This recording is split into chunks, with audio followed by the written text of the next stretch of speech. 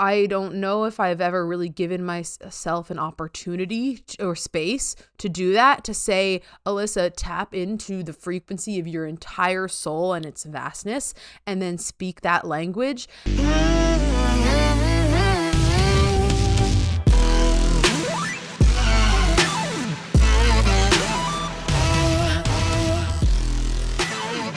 Hello, and welcome to another episode of the Orphic. My name is Alyssa. I'm an astrophysicist. I have my PhD, and I'm interested in understanding the consciousness of the universe and the energetics of astrophysics. So I'm really interested in merging science and spirituality and essentially trying to understand the physics of consciousness and how specifically that appears in the universe at large, and how we can kind of expand these ideas and apply these ideas of souls and consciousness and love to galaxies, to the universe, and just to our understanding of how everything is interconnected.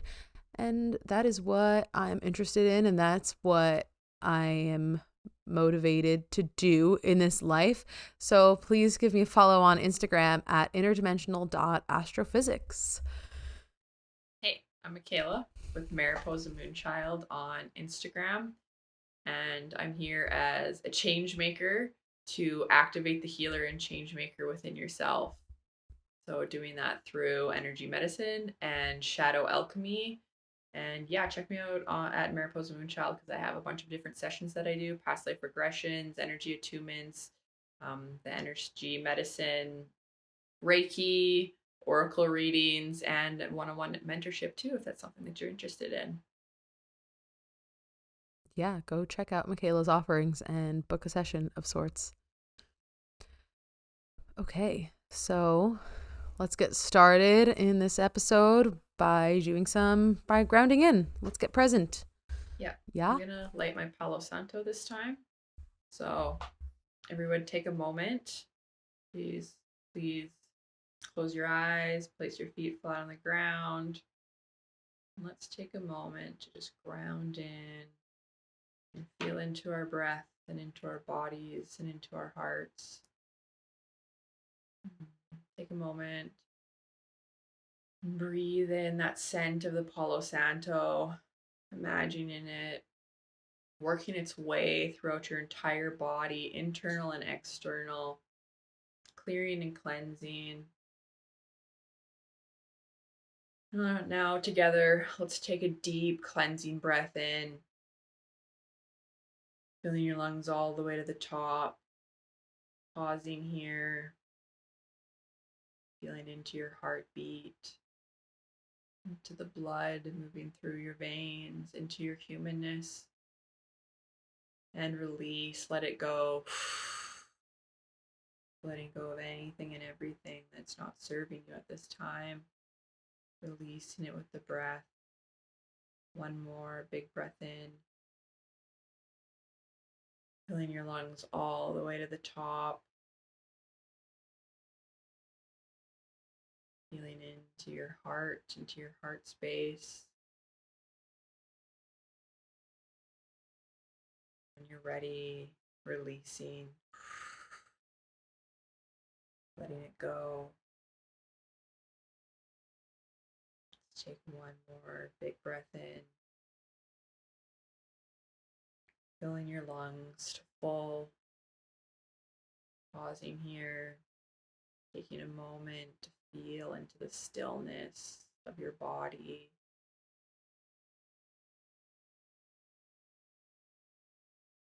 And when you're ready, releasing on the exhale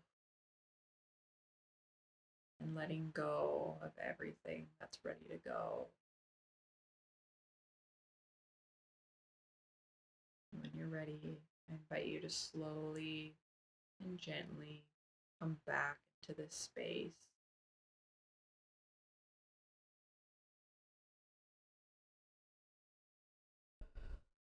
I've been adding a different kind of grounding visual sometimes in my meditations.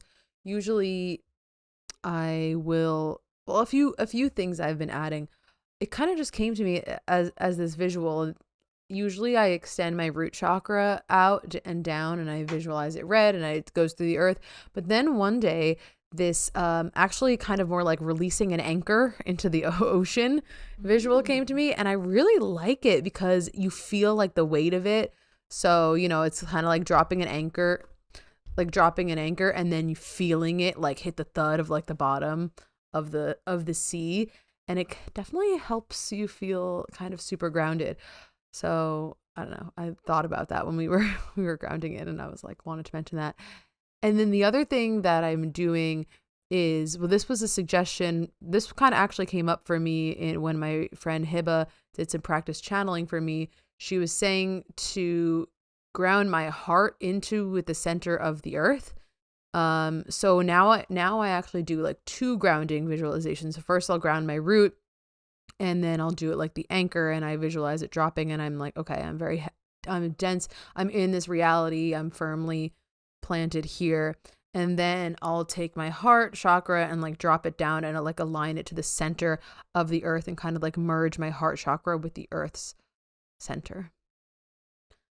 It's nice. Yeah, I feel like when I go out through the root, it's kind of like aligning or grounding my whole chakra system. Mm-hmm. So just like everything all the way down is connected, and then just like because the root is the closest to the ground, that's the place where it goes out.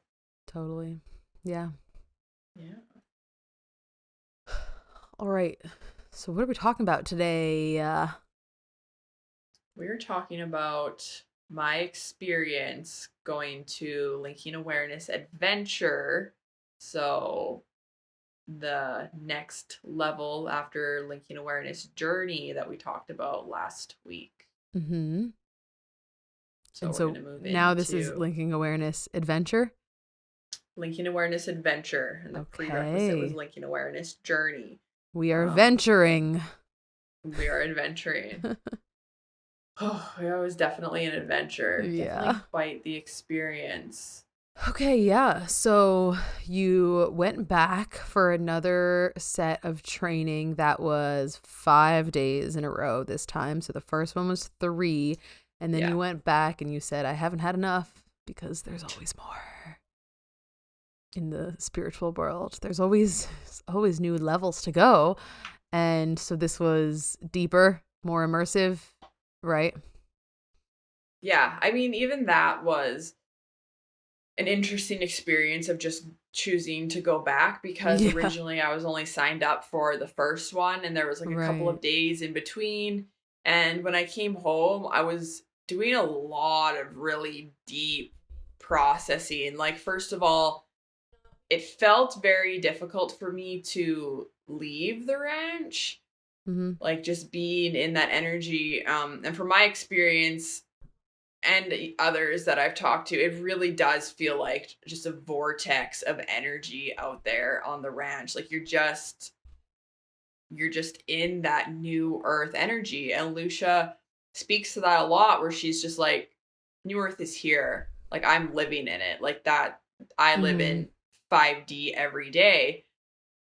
Which is also a really important point, because it's not just Lucia who has access to that. Like we all have access to that. And that's so possible for all of us. And another point to that is it's a choice. Yeah. And I was having some interesting conversations with some of the people. We're in like a group chat on WhatsApp from everyone that was like there. Nice. Yeah. It's really, really nice to have that connection, have that support. Yeah. So following both of them leaving, a lot of people on Messenger were like, living in 3D is exhausting. Like, this is really tough. And like a few people said that, or they're just like, oh, like going back to the 3D and stuff. And I just like really thought about that and felt into it. And I'm like, yeah, but why? Like, why are we going back to 3D? Like, we're choosing that, and we're telling ourselves that. Like, we're going to these Linking Awareness Journey and Adventure to experience the 5D, which like we already are in so many aspects. Like these people that are here they are practitioners, and we are light workers and change makers, and so they've already had access to this energy, or else they wouldn't they wouldn't be there. Yeah. So to Exactly. say that they're, and this, like, not to call anyone out specifically, but it's just a thought that I had, but to say that you're going back to 3D or now you're in 3D just feels very dispowering to me, Mm-hmm. and Yeah, kind just of like disempowering. disempowering Mm-hmm. and counterintuitive.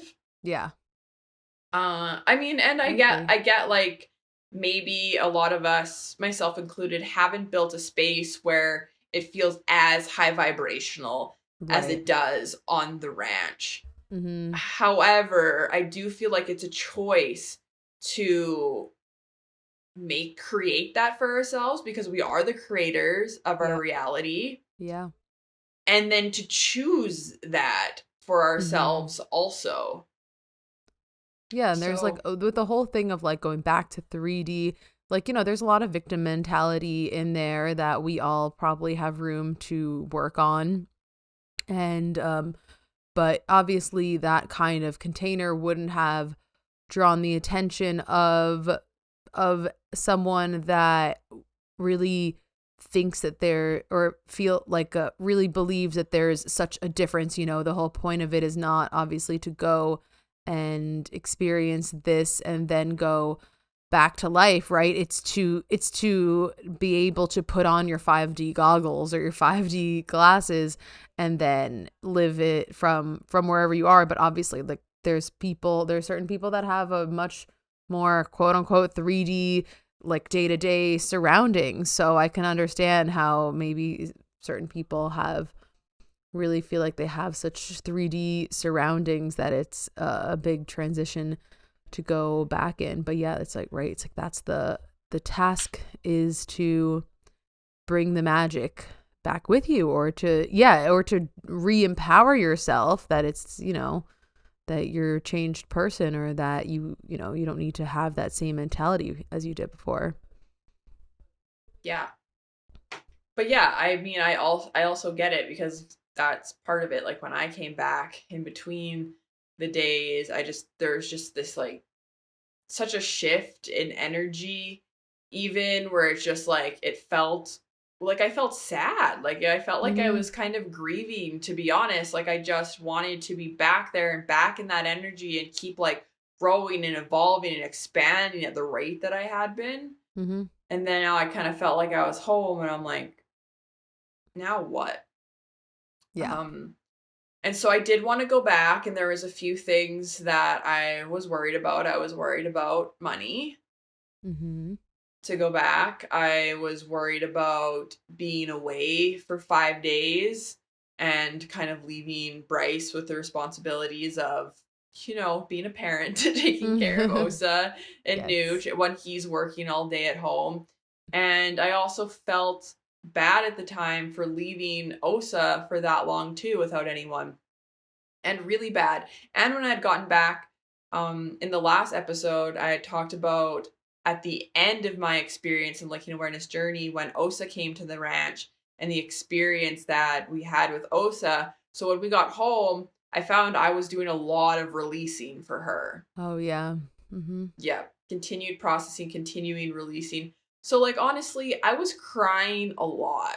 Like in Mm-hmm. these couple of days, like I was just like anxious, crying. I'm like, I really want to go. I'm worried about my Mm-hmm. dog. Da, da, da, da, da. Like I was just like, I was all over the place. Yeah. And then I just felt into, I felt into my heart some of what I had just learned. Mm-hmm. So I jumped on a call with my mentor, and we chatted a bit, and we did some tapping together just around Mm. kind of the lack and the scarcity and feeling into Yeah. that, and what was in my highest and best to do.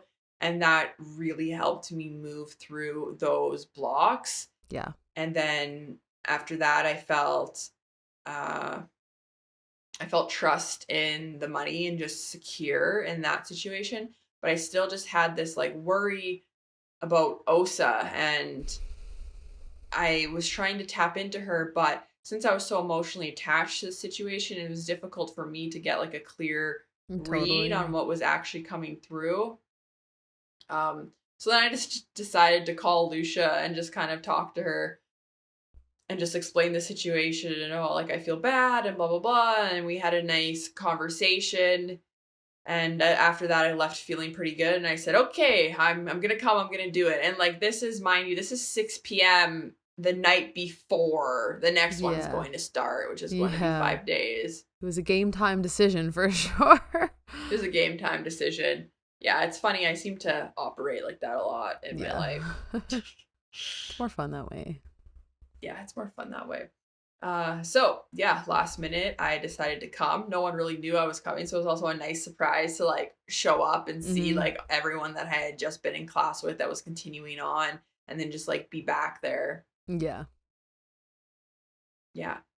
So 5 days, linking awareness adventure. So the first one, linking awareness journey, I would say, and again, I'm speaking from my experience and my perception, everybody. Linking awareness journey was learning to activate our subtle senses and connect with sentient beings. And then go into that heart space. Doing that by going into the heart space. And linking awareness adventure was more of an adventure in a lot. I mean, they're all journeys and adventures. Yeah. But I'd say that this one was more about looking deeply into the blockages that are in our own systems, from genetic programming or conditioning that's blocking us from activating or connecting to our subtle senses. Okay. That hold us back from our subtle sense awareness. Okay. So it's like even more subtle. So the focus is on the awareness and everything, but like from that, like really tapping into the subtle senses. Yeah. Well, I would say this one was more healing in the way that we were more diving into what was blocking us from our subtle senses, or from the awareness of our subtle senses, if that makes sense. Okay. Or from our subtle sense awareness. Yeah.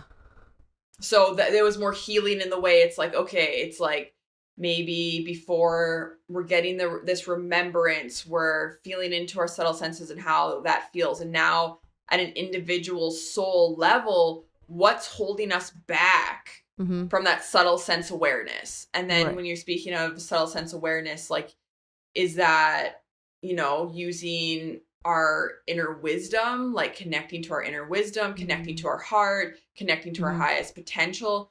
What's holding us back energetically? What genetic programming or systems or conditioning is holding us back to go into? So now we're going into the healing aspect of feeling into that and releasing that. So in this one, we were doing sessions on each other. Okay.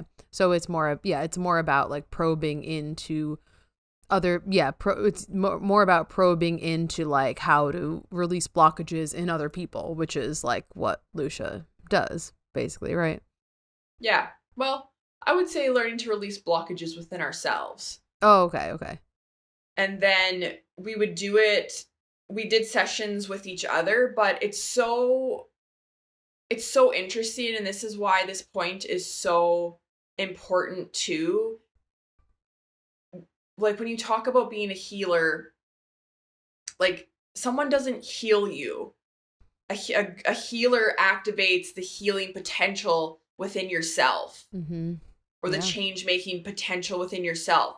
So as a healer or a change maker or whatever, we can guide and we can support, but we can only do as much as you're willing to do for yourself. And we can be there to support you in your activation and your observation of your own healing.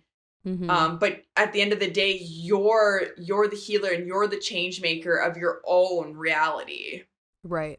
And what comes to mind there kind of is free will, because anything that's going to change within your energy field has to come from you. It's like that you really can't have someone like go in and like sweep aside this one thing in your energy field, or like clear out this blockage in your left arm, and then expect any of that to really stick if everything is all connected. It's kind of like also like a free will thing. Like maybe someone else can help you to illuminate it or help you to locate something, but in terms of long lasting, anything that's going to be in your energy field, it's kind of like a free will thing. Like you're the one, like you're sovereign in your energy and in your aura, and you have to be the one to like reestablish a new system of regulation in your energy. Yeah. Yeah, definitely. And it's just from so much of it too is from a place of observation, and observation from a place of unconditional love while we do these sessions. So we would do sessions where we would be paired up and we would do sessions on each other, but it's just like but when we're doing that, we're observing what's happening within them, and then like supporting the energy shifts, supporting the releasing, and then that's where we're acting as a healer or someone that's healing, but really we're just holding space and we're just observing the changes that are being made in themselves. And like that's true for everything. That's how healing works. That's how the inner work works. That's how shadow work works, Right. I know, it's so interesting. It really does take away that power dynamic, and it's so common, or just everyone, really, really buys into this ability that someone else can do something profound for us in that way. And we can do profound things for each other, but not that deep that it's your own inner work. And it really kind of takes away that power hierarchy, that it's like, oh, this person, because you're getting a healing session with this person, means they're better than you, or it means that they can do something that you can't. And like maybe someone that does healing has gifts, and it's like their gifts are holding space. If you're a healer, then you can't do that. You have to have that observation, space holding quality. But yeah, that's interesting. Yeah, and I think just learning and knowing how to properly hold space in that type of setting too. Yeah, would be part of it. But it is like the activation of your inner healer. And I think that is just such an important message, because now in this day and age, as self-development has become more popular, I feel like spirituality has come online more, where people are seeking and they're looking for things, and they're also looking for quick fixes and what can fix me and this, without having this like understanding of what it truly means to heal, and also where that comes from. So people, yeah.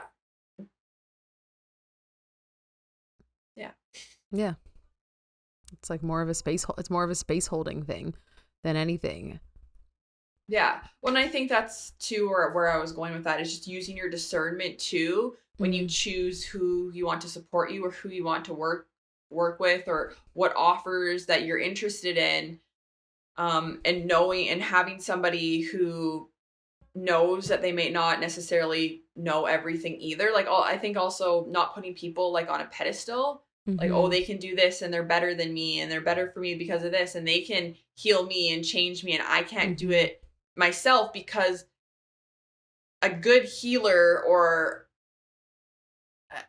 or a change maker or whatever, like they're truly just observing the change that is happening within yourself and supporting you to release within that energy. And usually you're attracted to soul clients and clientele that have gone through similar experiences as you. So that's like another thing, it's such a good point. I feel like I never even really think about this in terms of, seeking to work with someone or seeking whatever. It is so true that a lot of times people are seeking for someone to have,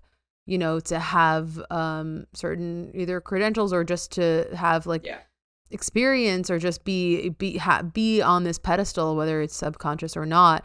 But when you're actually maybe should be gravitating towards or putting your perspective in the sense of you want someone that is similar to you, you know, or I don't know. Similar is a vague way of putting it, but you know what I mean? Like someone that can kind of meet you a bit more where you are, and someone that you think, you know, would be good at holding space.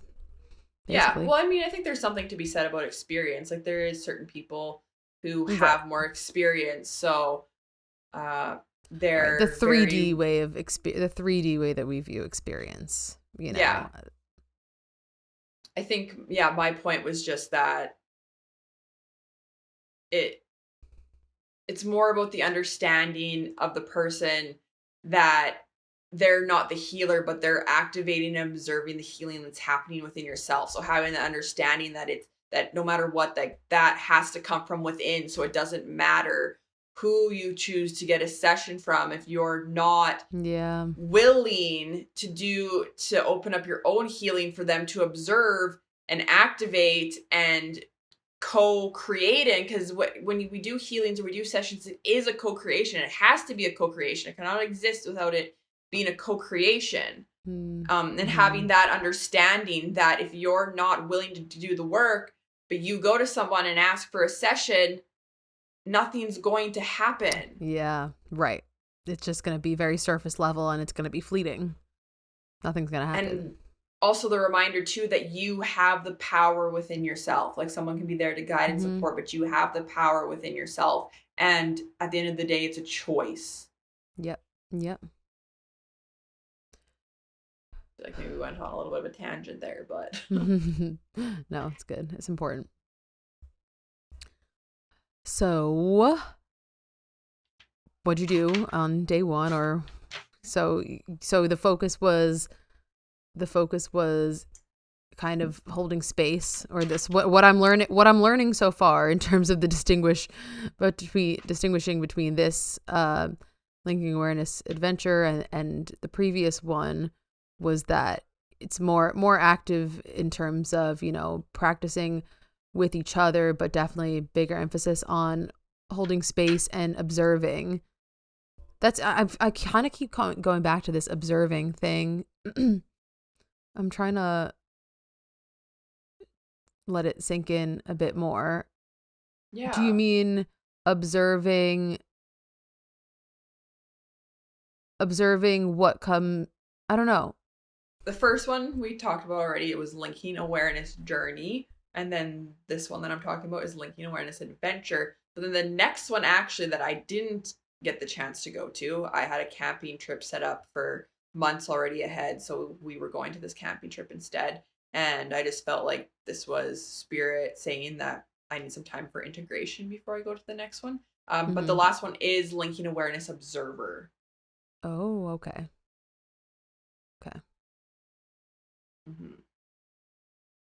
So it gets even deeper. The observation goes even deeper. Yeah. Man, the way that she has this way of just putting all these words together, and just for some reason it just makes me think so deeply. Yes, that's another really great point. Is I've been reflecting on this too, is how well Lucia languages. Just the languaging she uses and the way she talks in itself is very activating. And I'm just like, wow. Like I find myself just being like, why can't I string together a sentence in that way? Yes. As I'm on the podcast talking. But yeah, she just to be in, and like that's part of it too. And I talked on that last one, like we would spend time in the bunkhouse where we would go through different PowerPoints, and she was a storyteller a lot. Like she would tell stories, and that was part of our learning and our activation as well. And then even like I'm thinking, because we do get a certificate after each one, and their certificate is us signing the observation of our own activation. So you basically confirming that you like observed you confirming that you like witnessed your own self activate. Is that what you're saying? Yeah. Cool. I think so. Let me look at Let me look at my certificate. I have my one right here.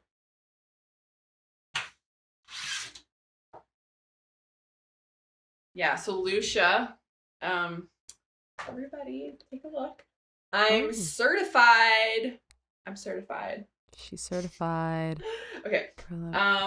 So facilitator observation of activation. So she signs it. Participant activation observed. I sign it.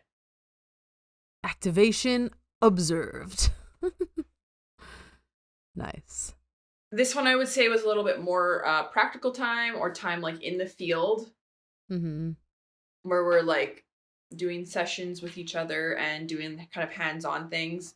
But we still spent a decent amount of time like in the bunkhouse where we would like chat about anything. It's like a really good space to just ask Lucia questions or just talk about things as a group and talk about things as they come up. So we had a lot of interesting conversations there too that weren't always on topic. But all right, let me do my best to remember this all.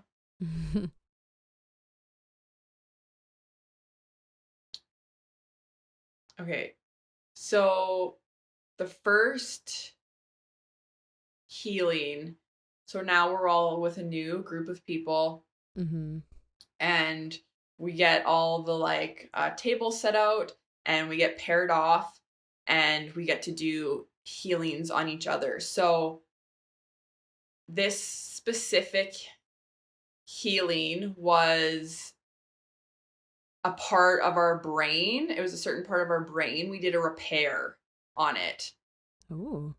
So we were energetically taught hand positions of the person in front of us, how we wanted to put our hands on their skull and hold them there. And then this is where the observation piece becomes so interesting, because you're told to just observe their process. So then the lady that I had with me this first time, we're feeling into it. We do the guided journey that we did from Linking Awareness Journey to drop us into our heart space. We always go into our heart space when we open this up. And from there, I observed her experience of what was happening within her. So I'm learning too at the time, so I don't always know, but I'm just watching what's coming to me. And it was just this really beautiful experience. I'm trying to remember, like I remember just watching her chakras being activated. Like we reactivated this piece that was in the brain, and I'm watching it connect to all the chakras and be like boom, boom, boom, boom, boom, and like light up all the chakras, and they're just like glowing. And now all of a sudden I see rainbow colors, and then there's this the piece of the brain that we're activating starts flashing in rainbow colors. It's just like going really quick, like just flashing rainbow colors. And so then it's just like you're seeing all of this in your mind's eye. Like you're seeing all of this with your third eye while this is happening. Yeah. And your hand is like, somewhere over her brain. Yeah. Yeah. I'm trying to like explain my experience without, because I don't want to explain Lucia's teachings either. Yeah. So even though I wouldn't be teaching anyways, but I'm trying to like explain it without being like super specific, just for like that reason. Yep. But yeah, so basically I'm holding space and observing her by holding my hands on her head at a certain point, and I'm observing this in here. And then I remember this piece where there's these like dolphins coming up and swimming around, and then was it dolphins? I want to say a wolf too, and then there was a wolf that came through. And it was just really powerful, like being in this energy even after, so we would finish, and you can both, it's just so palpable how like potent, like how powerful that experience was, how powerful like the energy just was. And I just said to her, like, take your time to get up. And she took a while, like she just kind of sat there and let it all like sink in. And then she came back up and we debriefed. And it was so interesting because this was the first experience I had doing a session with somebody else. Mm-hmm. And she starts like explaining back to me like the same things that I had been seeing. And I was just like, wow. Like she starts Cool. talking about her chakras lighting up and activating. She starts talking about the rainbow colors. And I'm just Yeah. like, whoa. Yeah, Because that's awesome confirmation. it was so cool. And then she brought up the dolphins and the Yeah. wolf. And I was like, Wow. Yeah. whoa. So all just very real. Or Very I real. don't think she brought up the wolf. I think she did bring up the dolphins. And then I brought up that I Mm. also seen a wolf. But what she said was her daughter and her son's spirit animals are a dolphin and a wolf. Oh, okay. That's awesome. So, yeah. So that was pretty intense too.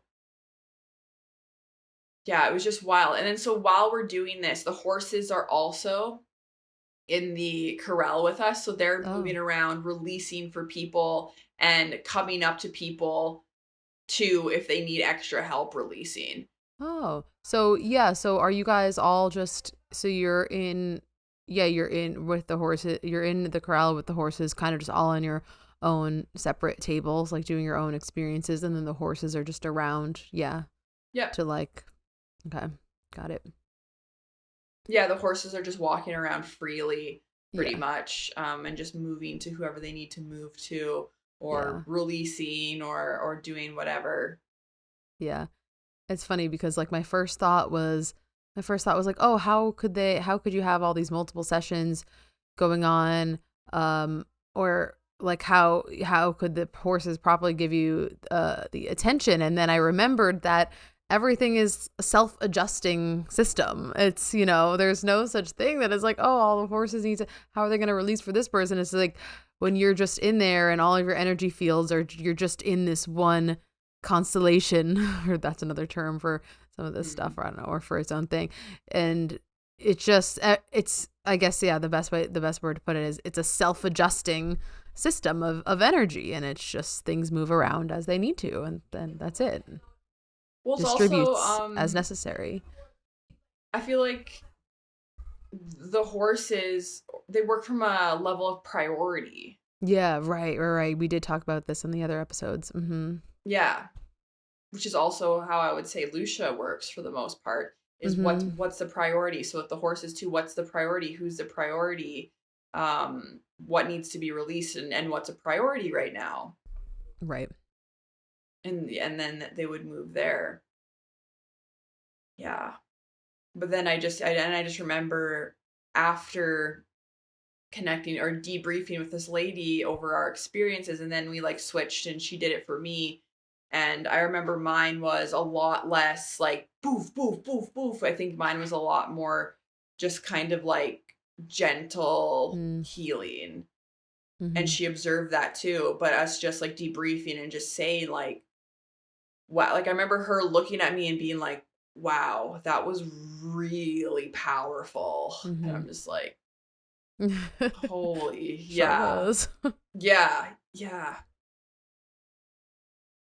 And so we did a few different ones like that where we were given different like healing codes or different um phrases or positions on the body to work with where we would do sessions on one another.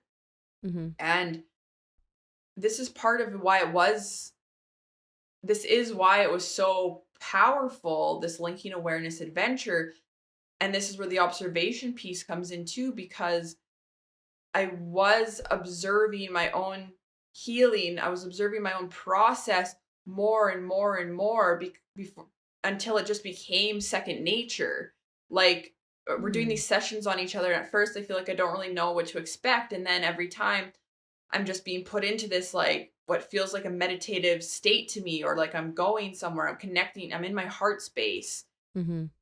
And then when I'm in my heart space, all of these different things come up if it's different visualizations or metaphors or um yeah, I guess visualizations like different pictures or whatever that I'm being shown, and something's coming up to be healed and to be activated. So more and more in every session, every day, I'm continuously spending time, creating time, and observing this change that's happening within me, the shift that's happening within me from being at the ranch and from being with everyone. Mm-hmm. Interesting. What do you mean by like when you said so you switched more naturally to, are you saying like you became this, there was this extra element of the observer kind of took on like a new meaning to you? Like, is that what you mean? Like when you said that you started off like observing it within yourself, do you know what I'm saying? Like, and then you said it became second nature. So what do you mean by that? Or do you mean like becoming the observer of yourself and of your own process? Is that what you mean? And increased awareness. Right. Yeah, I guess because like this whole thing is just about like tuning into the energy of everything around you, right? And so it's like really cranking up the dial on your observerness, and it just like whoosh, heightening your senses to the max.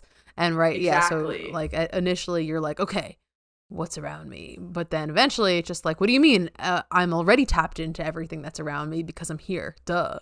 That's what it felt Like like. that. Like I was just so tapped in and tuned in, and that began to happen more and Whoa. more. Because I think at first it's like we do these sessions on each other or these guided journeys, and they take you to this space of being in your heart space, and then you're like, oh, okay. And you're waiting for a sentient being to come in, or you're connecting with a sentient being. And I feel like you're I don't know what the word is. I don't want to say definitely not force, but you're like, that's not the right word, but you're like making it, you're sitting there kind of more making it happen. I feel like I had a word on the tip of my tongue for this. Like you're Yeah, more like like force like you're actively thinking about it.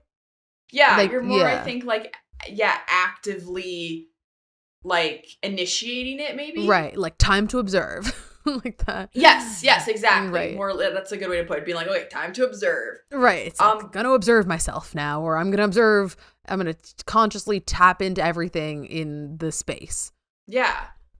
And I feel like also I was doing this multiple times a day when maybe at home I hadn't been doing that multiple times a day. So the way that you just like quickly just like tune in and tap in, and you're just like in this energy.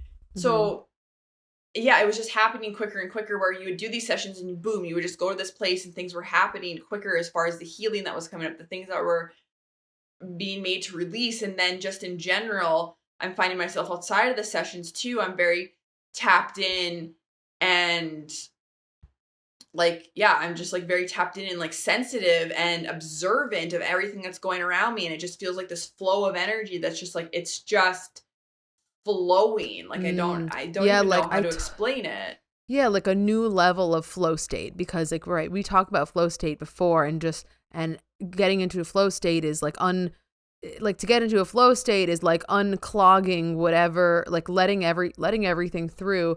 And I'd imagine that this is the ultimate version of that, because another one way to get into flow state is kind of acknowledging that whatever is coming through is of divine origin. And so it's like there's a big aspect of flow state in your life and flow state with your next divine ideas and these next things that is, the universe wants you to acknowledge its magic, and wants you, like, once you acknowledge that the things coming into your reality, you trust them, once you acknowledge your trust in them, and once you acknowledge how real they are, they continue, because it's you seeing the energetic world. And when the energetic world knows that you can see it, it starts getting louder. And it's like that, right? It's like it's like the ultimate level of that. Once you're acknowledging the awareness and everything, then it just cranks up, because then and that's the ultimate flow state. Yeah, and that's what it felt like, where things are happening around me. It just feels like things are kind of just like clicking. Like I don't really know how to explain it. It's like if I had a question that I put back into the universe, it's like it's answered. Like Yeah, it just just rapid. yeah, Yeah, it Yeah. just felt like I was just really tapped in and just like moving. And I felt like I wanted to stay in that forever. Yes, I could imagine. That sounds great.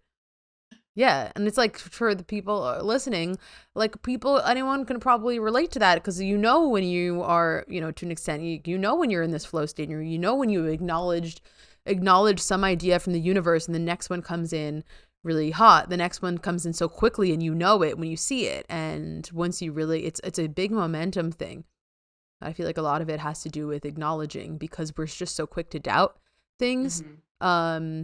And a lot of it has to do with acknowledging. It's like trusting yourself to acknowledge something's validity is helps open up those doors to the flow state. Yes. And then I guess besides just observing ourselves, we're all observing each other. So Yeah. it's a bunch of very tapped in people in the same place holding space for each other in this just like very potent energetic vortex.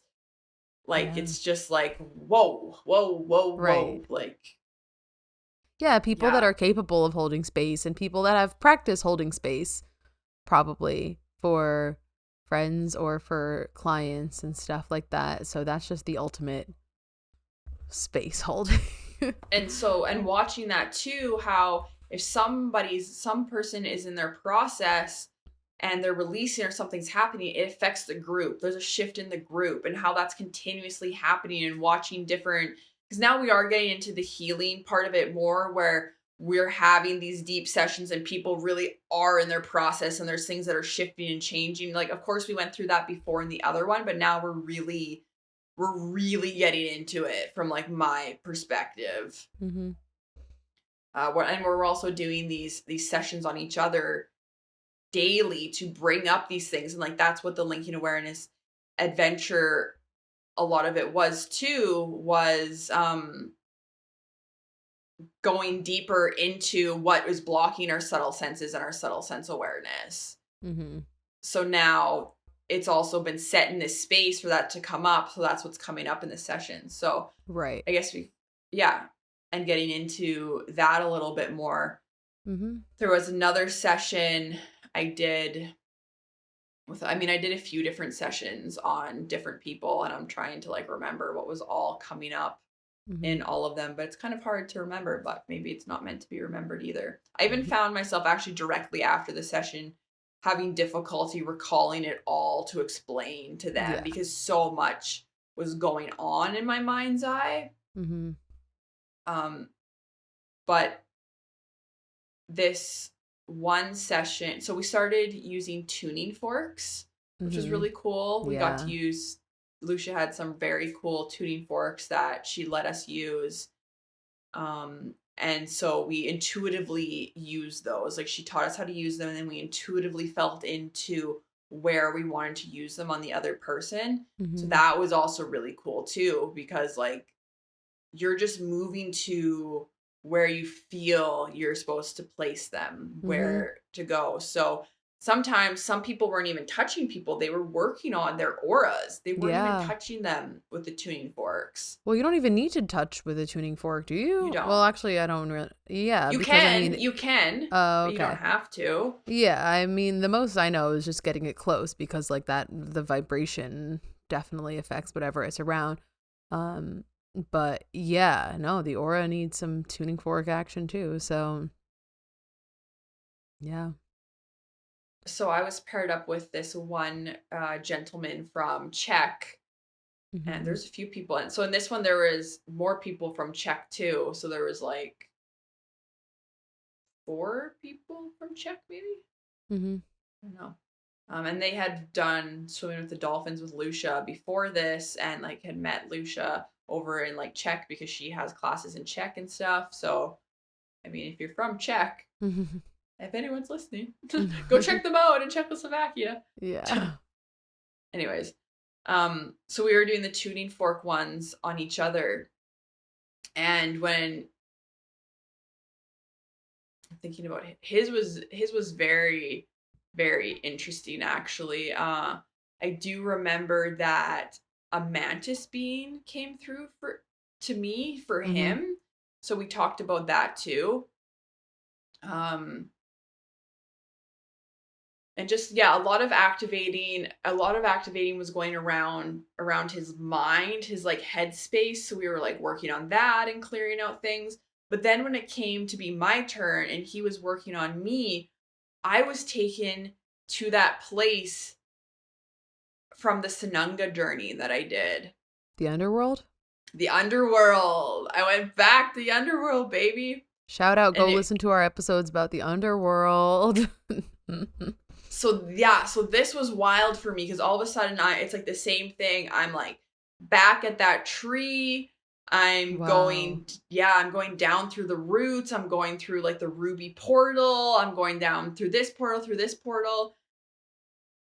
And, and that was really, yeah, that was really wild. But before actually I got to the tree, before I got to this tree, or I guess I like was this tree. Like I seen this tree in the forest somewhere and I was this tree. And Mm-hmm. this was really interesting too because I just sat there as this tree and time just went by and I observed myself as this tree Oh.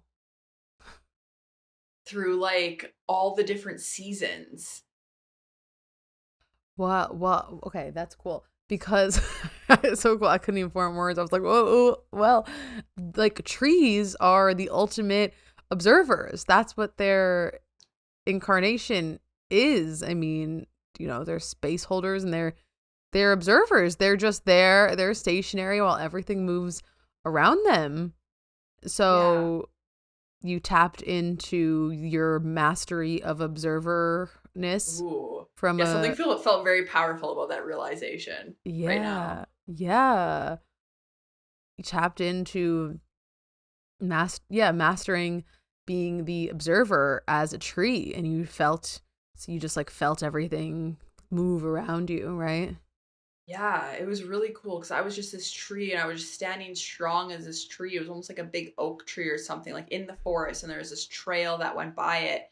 And so I observed the deer walking by and the rabbits and then the different seasons. So it was spring and there was flowers blooming and I was watching them like come up and bloom and like die and like the leaves come out on the trees and then we moved into summer and I see the animals like moving by and then fall comes and I start to like shed my leaves Mm. and watching around me as like the autumn colors come in and then it's like winter and I have snow on me and I've dropped my leaves and there's snow all the way around and a little white bunny like runs by and there was an Mm-hmm. owl that came and like sat on me, which is Mm. really interesting because Oh. I want to get back to the owl more because the owl came up a lot in this seminar in this linking awareness adventure. Yeah, that's a cool spirit animal. The owl. So wise. Very wise, very oh yeah, I love the owl. But Mm-hmm. we'll get into it because there's some fear around the owl. So Really? That's interesting. I had owl spirit animal appear to me like about a month ago or a month and a half ago. I remember at night I heard an owl like hooting near my bedroom, and I was like, I feel like I don't hear that often. And of course, the way that I think about everything, I'm like everything's a sign. And I was like, the owl is trying to communicate with me. What must I know from this? But it's just one of those things that's so specific. Anyway, so you observed your tree yeah, lifetimes like in a flash, kind of. yeah, I mean, it actually went a lot slower than you would think. Like, Oh, it really kind of took me through the seasons, but obviously, like, yeah. sped up because it would have happened in Right. like maybe a But it minute or felt like something. whimsical. It felt like Yeah, like it and didn't it felt feel like it like definitely like took me through the stressful. seasons that I'm watching as things like kind of happen and go on around me, and I'm just this like tree. I'm just like standing there, like rooted to the ground, Mhm. observing.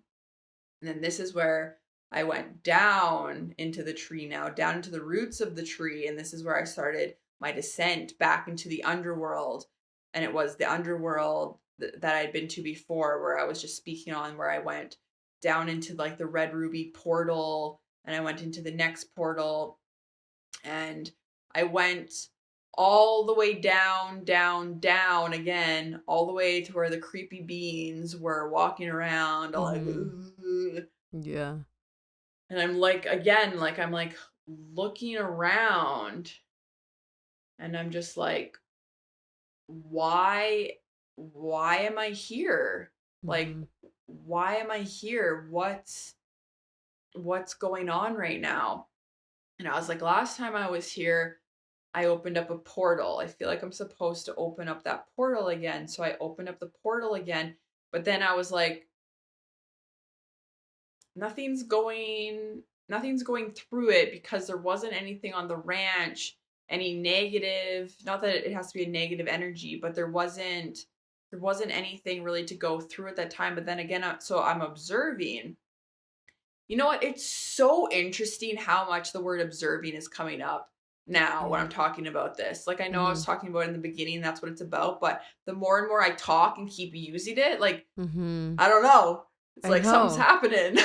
I know. I know. That's why like I was super drawn to it. I think it's clearly for a reason because I was super drawn to that word from the first time that you use it to explain what this second level experience was all about, and I'm just like, And the last one is called Linking Awareness Observer. So, like, I'm yeah. so excited to go to that next year. Yeah. You'll come with me. Yes, I will. Yeah. We'll be rich by then. We are rich. It's true. Right, right. That's what I meant to say. We are. I know. Rich in love.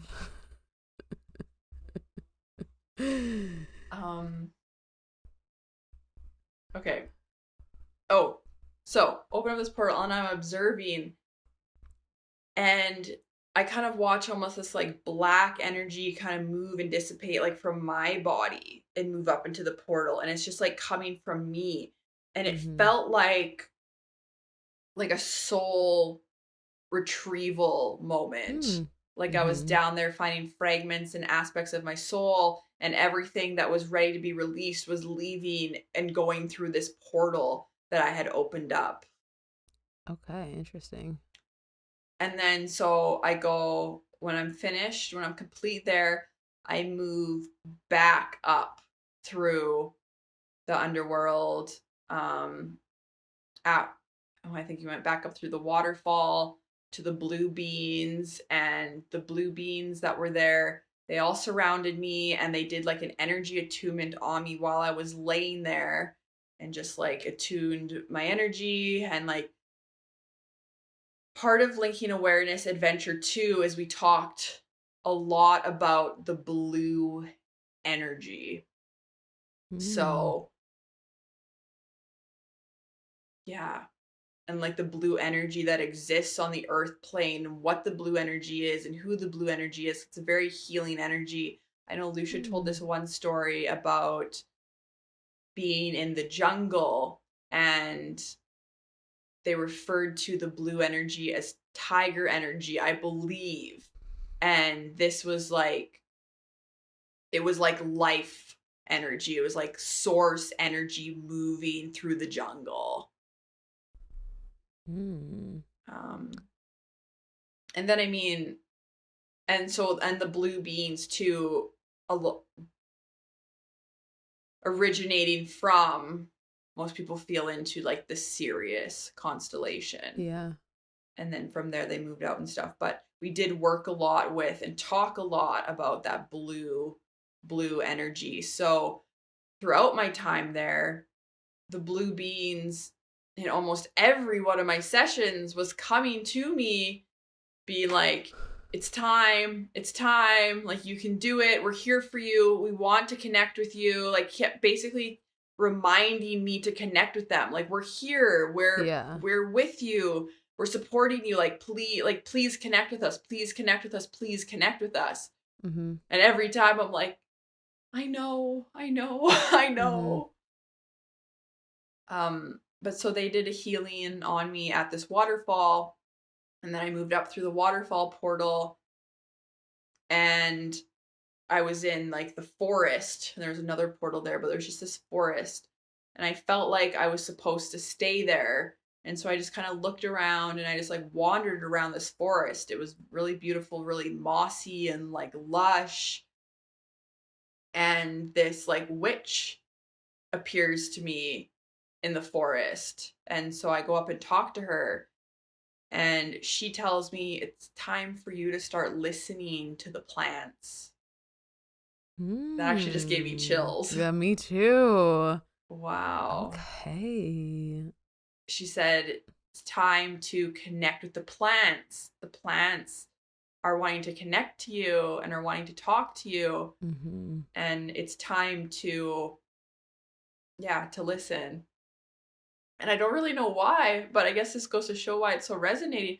I actually feel emotional like saying that right now, and I'm not really sure why, but I Mm-hmm. do. Mm-hmm. Yeah, well, I think it's because it's more of a remembrance. It's not the reason it would make you feel emotional is because it's not that it's not that it's not a separateness, or it's the reason that the plants want to talk to you is because they have something to tell you that is important, apparently, or that is important for you and for your soul. And it's more like a reuniting with whatever information they have for you or whatever connection they have for you, you know? So that's probably why. Yeah, and it is just that like soul remembrance. Like it is emotional connecting with Hmm. your soul Yeah. Oh, remembrance, right? yeah, it is. It is because we don't really do it that often. And I feel like we try to connect with the highest aspect of our soul in our current incarnation, or we try to connect with our highest self or whatever in our current incarnation, but it's so difficult and intangible to feel the power of our soul and everywhere that our soul has been, that it, that it's but it when you do try to focus on that, it is emotional. And because it is so much a part of us, and it just reminds me, this is just relevant in our psychic Yeah. light class, in this light language class that we did. Well, she called it like light language or soul language, and basically the light language that I spoke, which I'll talk about that on the next time we record probably, but the light language that I spoke, it was she referred to it as our soul language. Yes. And it's tapping into all that our soul, every experience, every single solitary experience that your soul has ever had and ever will have. And and tapping into that. And I guess I don't know if I've ever really given myself an opportunity or space to do that, to say, Alyssa, tap into the frequency of your entire soul and its vastness, Ooh. and then speak that language. I don't know when the last time I ever gave myself a space to do that was, you know? So the fact that then I was like, oh, okay, I guess I'll do that. And then when I did that, it was so profound, and it Yeah. really just Wow. taps into, and what it felt like is it felt like power, and it felt like be everywhere. It felt like this very pervasive energy, and it felt like this thing that connected out to everywhere, because it's like I've been so many places. And it was very powerful, and just it was one of those things too where you know, sometimes like the second you start overthinking something, you lose it. Like when I Mm. was, but Yes. yeah, Yes. because it was so profound when I was tapping into that, like, and I could actually feel it, and then I would start, and I would think, and I wasn't doubting it. I was more just being like, oh my god, like that's what it feels like. So then it would kind of come in and out, Mm-hmm, the mm-hmm. feeling, because I was like, oh my god, I think I'm actually tapping into some feeling or frequency that is my entire soul. And I just don't think we give ourselves the opportunity to do that often. And so I think that's where that intensity comes from. Because it's like, you know, we will think of it in terms of this lifetime, or we'll think of like other lifetimes or uniting it. But like there is this one essence of your entire soul that you can tap into. Yeah. Well, and I think it's just like, as humans, you know, we kind of made this agreement that we'd be born into this life with amnesia and Mm-hmm. not remembering.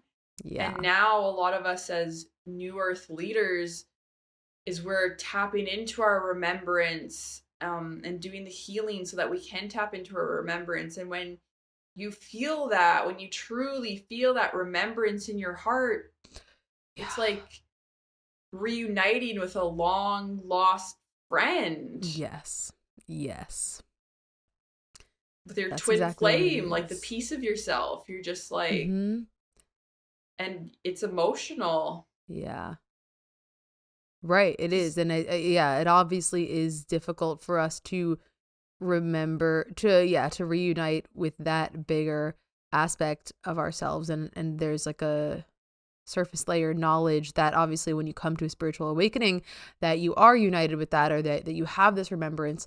But it is still so easy to keep it so separate, you know. It's Mhm. pretty easy to kind of forget to tap into it, or to keep it separate still, even if you have the knowledge that it's not separate. I think it's an acceptance too, like accepting that piece of the remembrance or that piece of you too, and having that piece come home to you and just like feeling into that as well. Mm-hmm. Yep. Yeah, you have to receive it. You have to be there to Yeah. receive it. It's not going to receive itself. Yeah.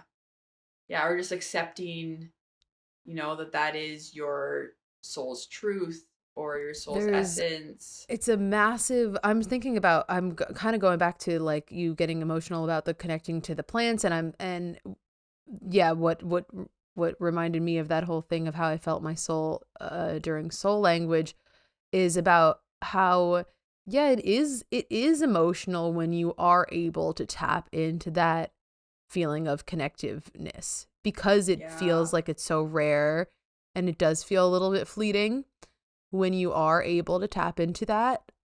It's very emotional. And because what it is it feels more like a liberation, you know. It feels like a liberation from this matrix, I guess, kind of. Yeah. Yeah. um and Or it's like, do you dare to let yourself go that far in your thought that you can be okay? or just the realization that you have access to that, Yeah. Yes. right? And that's I think the piece that is liberating from the matrix, because it's just like this whoosh of remembrance of, holy fuck, like I am powerful and I can co-create my reality, and the things that I resonate with, I guess, do resonate only in the sense of like I remember being young and feeling kind of a little like shut off from my abilities or shut off to the world from just like programming and life circumstances, and telling yourself things from the societal programming that maybe you don't like certain things, you can't do certain things. So then even that remembrance and allowance of your true soul's essence, and just like how profound that can be too. Mm-hmm. Mm-hmm.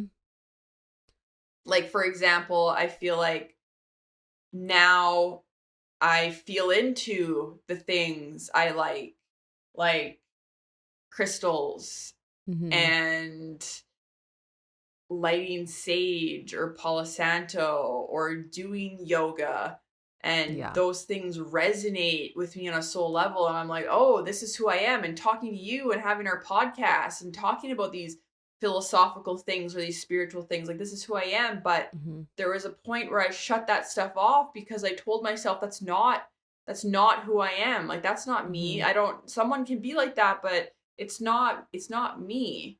So to come back to this remembrance of, no, this is you, and it is true.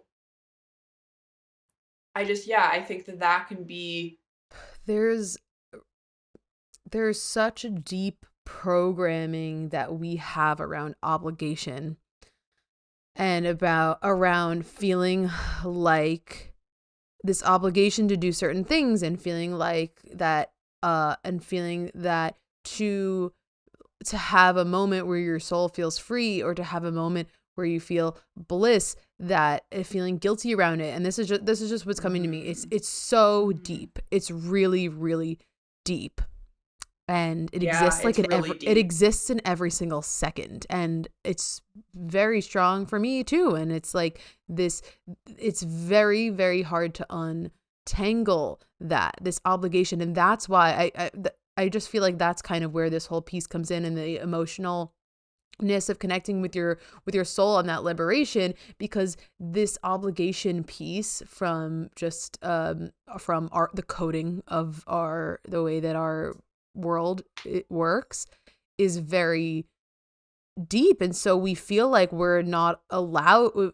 It feels like, I just think it's just about feeling like you shouldn't be allowed to have that, to reach that bliss frequency, because to reach it because in that bliss frequency, you're maybe just like laying down in the grass. And like, I've been doing a lot of like laying down on the grass and looking straight up into the sky, whatever time of day it is. And just, there is this magical kind of alignment that I feel happens. Actually, I want to unpack kind of the science behind it, feeling like there is something to it.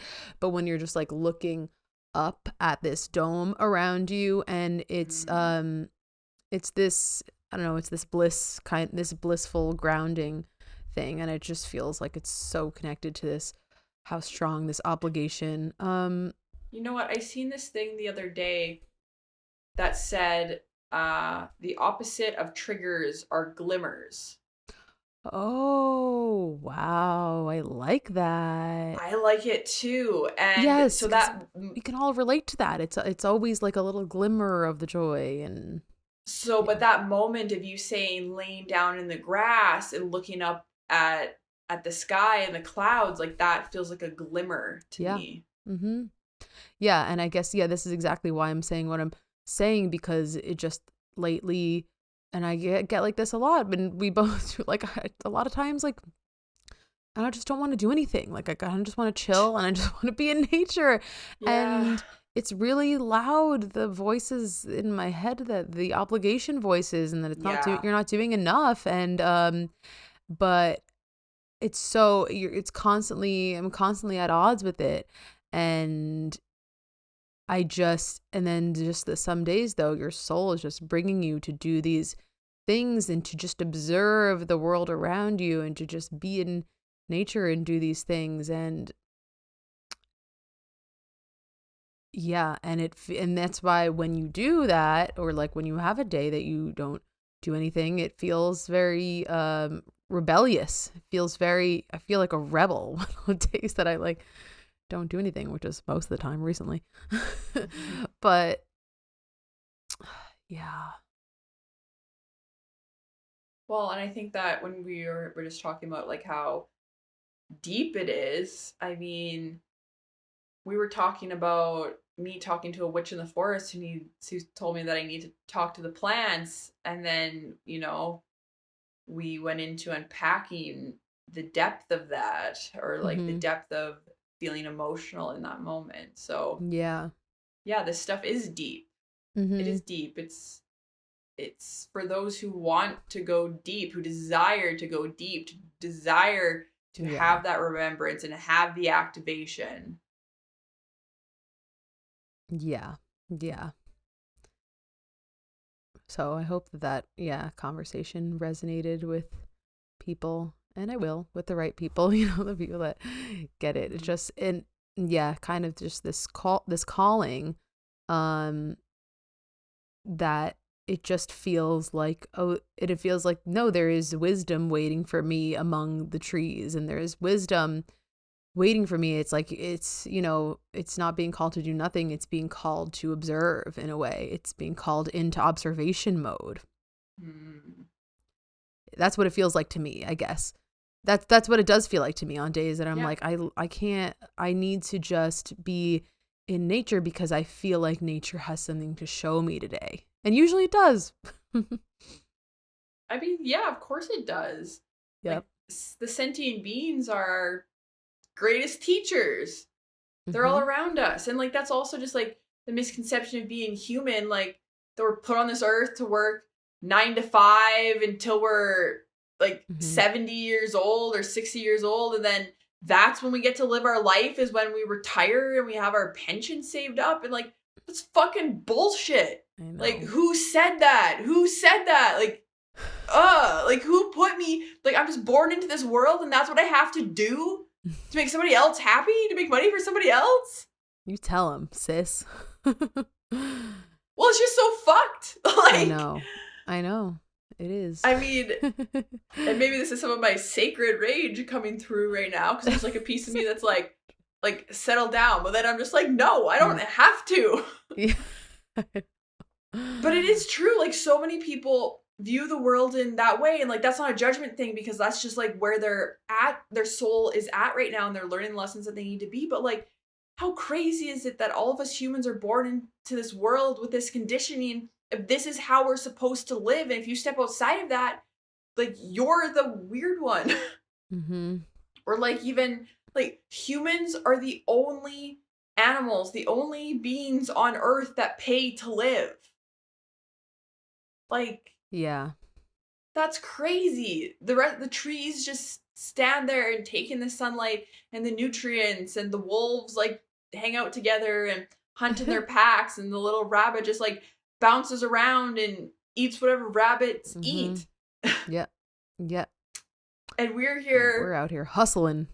We're going to an office for however many days a week, away from our families, we're buying food in the supermarkets. Like, again, this is not a judgment, because I do these things too, but it's just like putting it into perspective of how wild that is. And there is no rules to this thing. And just the idea that there's supposed to be rules, or there's supposed to be some type of guidebook that we're supposed to go by, or we're supposed to look a certain way. Like, I mean, it's so crazy to work more than half of your life, and then like the sweet spot is when you're almost dead to enjoy it. Yep, it's very backwards. But yeah, like, totally, it's been a major theme. It's been a major theme for me in this time, like, since I've been technically without job. Why did I say it like that? Without technical job in this last 6 months, and I've been working on my passions, and I've been watching.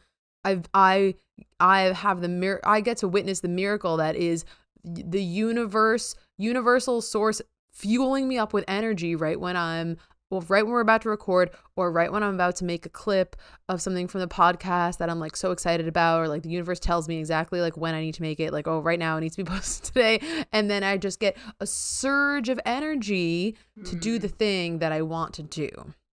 And it's cool. And I've witnessed that now in myself in this last 6 months. And I've also, because I'm using this time to follow my intuition, it has been a major time of going head to head with those obligation thoughts. And most of the times I just want to chill. I just want to observe. I just want to whatever. And these string of obligation and all that stuff is so loud. And it's been very much part of whatever lessons that I'm personally learning in this cycle, because I know it's not going to be, I'm going to have some more structure at some point, or I will have some place to report my energy to, maybe in the next few years, or in the next year, or some next stage. So it feels like, this is kind of my time it feels like this recent time for me has been about figuring out, like, how do I manage that relationship within myself? Because that's all that matters. Like, that's the only thing that it is to be managed at all. How do I figure out how to continue within myself, given all that is around me, and given that my soul is speaking loudly about what it wants me to be doing or not doing. Well, and I think that's part of it too. So say you're a soul who you've awakened to the matrix, you're looking around you, you're going, holy fuck, can't believe this is my life. I don't want this to be my life. Like, where do I go next? And then it's like, so what point are you open to listening to the soul nudges and your intuition and co-creating or creating your reality around yourself? Because you do have this moment where you do kind of wake up from everything. Because a lot of people, they're not observing what's going around them. Like they're just living in that life still, I guess, which is okay. Again, no judgment, because that's just like part of their process. But then, so what happens when your soul does wake up and now you have the choice to remain there or to follow your heart nudges and your soul nudges and act on them? And what does that look like? And then feeling into what it feels like to connect to that, to connect to your inner essence, your inner wisdom, and then watch as things begin to align around you in your reality. Mm-hmm. I mean, yeah. And I think you and I are examples of doing that or being on that journey, like in that process. We're in that process. Yeah. Of figuring it out and doing it. But one thing I will say about us is we do our best to follow our intuition and listen to that if it doesn't make sense all the time. Yep. All right, so we're going to wrap up there for this discussion. In the next week's episode, Mikayla is going to continue talking about this level 2 training at Eagle's Eye Ranch. And thank you so much for listening. Please be sure to give us a rating and review wherever you are listening, and definitely subscribe on YouTube. Please follow me on Instagram at interdimensional.astrophysics, and follow Mikayla at Mariposa Moonchild. Thank you so much for being here. We appreciate it. Bye.